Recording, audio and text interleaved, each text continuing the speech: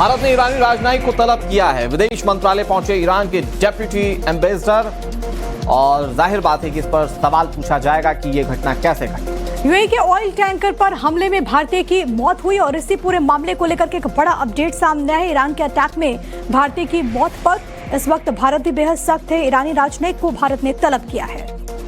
भारतीय नागरिक की मौत से सीधे शब्दों में कहा जाए तो भारत सरकार नाराज है।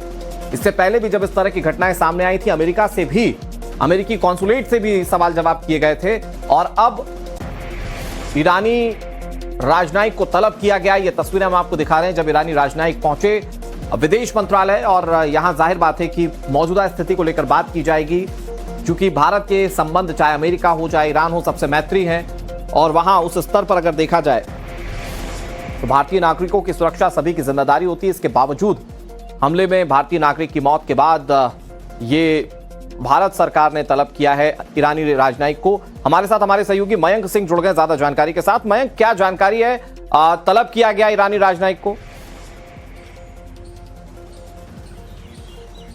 जी हाँ, जिस तरह से हमारे भारतीय नाविकों का कंसंट्रेशन है स्ट्रेट ऑफ हॉर्मुज में या जितने भी मर्चेंट वेसल्स हैं पूरी दुनिया में जो ऑपरेट करते हैं, यहाँ हम देख रहे हैं कि हमारे एक भारतीय नागरिक जिसमें कि और 6 जो है घायल हुए हैं, उनकी डेथ हुई है। और इससे पहले एक किसी मालवाहक जहाज पर हमला हुआ था जिसमें भी कि अभी एक नाविक हमारे जिनका कि अभी कुछ अता पता नहीं चला है। और इस केस में दोनों ही अटैक्स जो बोले गए हैं वो ईरानियन IRGC द्वारा, इस्लामिक रिपब्लिकन गार्ड कोर की तरफ से हुए हैं। इसी वजह से जो उनके जो यहाँ पे डिप्टी एम्बेसडर हैं उनको बुलाया गया है कि किस तरह की ये हालात चल रहे हैं और किस वजह से इस तरह की कार्रवाई हुई और आइंदा क्या ऐसा इंतजाम वो करें कि जिस तरह से हमारे जो high concentration of naval merchant naval crew है उनको सेफ रखा जा सके।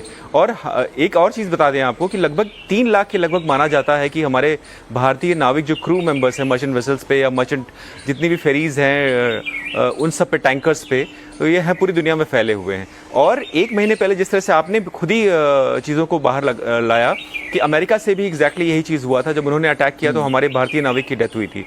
और अभी जिस तरह के हालात स्टेट ऑफ हॉर्मुज में हैं, ये नहीं माना जा सकता है कि इस पर किसी तरह की लेटअप होगा या चीज़ें जो हैं अटैक्स कम होंगे, क्योंकि आज ही सुबह से लगातार जो अटैक चल रहे हैं वो एक तरफ से यूएस अपने फोर्सेस को लेकर के मल्टीपल जो ऑपरेशनल बेसेस हैं या जो उनकी जो मिलिट्री बेसेस हैं ईरान की, उस पर अटैक कर रहा है। दूसरी तरफ ईरान जवाबी कार्रवाई में जितने भी इनके मिलिट्री बेसेस हैं जो कि यूएस फोर्सेस के हों या जो आप नजर बना के रखिएगा, आपसे आगे भी अपडेट्स लेते रहेंगे। फिलहाल के लिए बहुत शुक्रिया आपका तमाम बातचीत और जानकारी हम तक पहुंचाने के लिए। लेकिन मौत पर भारत सख्त हो गया है। भारत ने ईरानी राजनयिक को तलब किया है। विदेश मंत्रालय पहुंचे ईरान के डेप्यूटी एम्बेसडर और जाहिर बात है कि इस पर सवाल पूछा जाएगा कि यह घटना कैसे घटी। यूएई के ऑयल टैंकर पर हमले में भारतीय की मौत हुई और इसी पूरे मामले को लेकर के एक बड़ा अपडेट सामने आया है। ईरान के अटैक में भारतीय की मौत पर इस वक्त भारत भी बेहद सख्त है। ईरानी राजनयिक को भारत ने तलब किया है। भारतीय नागरिक की मौत से सीधे शब्दों में कहा जाए तो भारत सरकार नाराज है।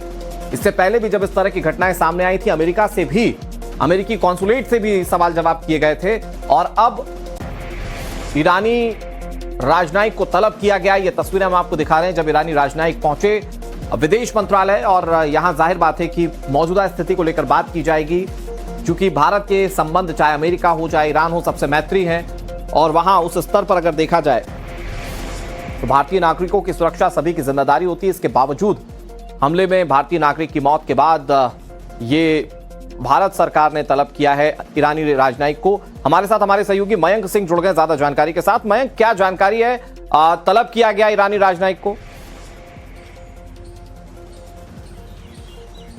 जी हाँ, जिस तरह से हमारे भारतीय नाविकों का कंसंट्रेशन है स्ट्रेट ऑफ हॉर्मुज में या जितने भी मर्चेंट वेसल्स हैं पूरी दुनिया में जो ऑपरेट करते हैं, यहाँ हम देख रहे हैं कि हमारे एक भारतीय नागरिक जिसमें कि और 6 जो है घायल हुए हैं, उनकी डेथ हुई है।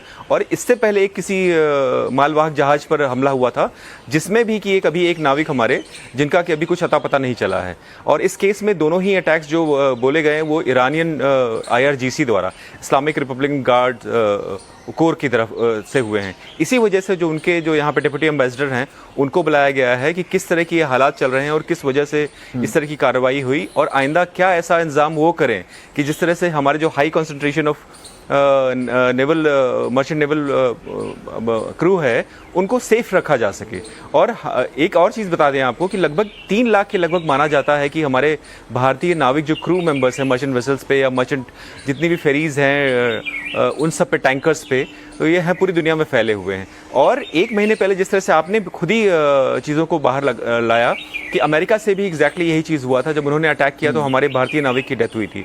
और अभी जिस तरह के हालात स्ट्रेट ऑफ हॉर्मुज़ में हैं, ये नहीं माना जा सकता है कि इस पे किसी तरह की लेटअप होगा या चीज़ें जो हैं अटैक्स कम होंगे, क्योंकि आज ही सुबह से लगातार जो अटैक चल रहे हैं वो एक तरफ से यूएस अपने फोर्सेस को लेकर के मल्टीपल जो ऑपरेशनल बेसेस हैं या जो उनकी जो मिलिट्री बेसेस हैं ईरान की, उस पर अटैक कर रहा है। दूसरी तरफ ईरान जवाबी कार्रवाई में जितने भी इनके मिलिट्री बेसेस हैं, जो कि यूएस फोर्सेस के हों या जो आप नजर बना के रखिएगा, मैं आपसे आगे भी अपडेट्स लेते रहेंगे। फिलहाल के लिए बहुत शुक्रिया आपका तमाम बातचीत और जानकारी हम तक पहुंचाने के लिए।